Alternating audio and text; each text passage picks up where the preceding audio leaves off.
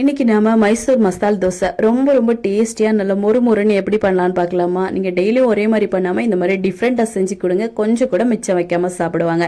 இது பண்றதுக்காக ஒரு மிக்ஸி ஜார்ல 10 சின்ன வெங்காயம், 4 பல் பூண்டு, கொஞ்சமா சீரகம், மிளகாய் தூள் போட்டு கொஞ்சமா தண்ணி விட்டு அரைச்சு எடுத்து வச்சுக்கோங்க. இப்போ ஒரு பேன்ல கொஞ்சமா எண்ணெய் சேர்த்துட்டு சோம்பம் போட்டு 25 சின்ன வெங்காயம் கட் பண்ணி சேர்த்திருக்கேன்.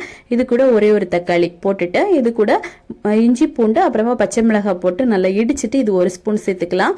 3 பொட்டேட்டோவை நல்லா வேக வச்சு நல்லா மசிச்சுட்டு இதையும் இது கூட போட்டு கொஞ்சமா தண்ணியும் சேர்த்துட்டு மஞ்சள் தூள், உப்பும், குறுமிளகுத்தூள், நல்ல மிளகுத்தூள் போட்டு நல்லா மிக்ஸ் பண்ணிக்கோங்க. மிக்ஸ் பண்ணிட்டு இது கொஞ்சம் வத்தி வந்தது ஸ்டவ் ஆஃப் பண்ணி மாற்றி வச்சிடலாம். இப்போ தோசைக்கல்ல 1 கரண்டி அளவுக்கு தோசை பேட்டர் விட்டுட்டு நல்லா தின்னா தேய்ச்சிக்கோங்க. இதில் 1 டேபிள் ஸ்பூன் அளவுக்கு நெய் விட்டு நல்லா எல்லா பக்கமும் ஸ்ப்ரெட் பண்ணிட்டு நம்ம ரெடி பண்ண மசாலாவை கொஞ்சமாக ஸ்ப்ரெட் பண்ணி விட்டுக்கோங்க.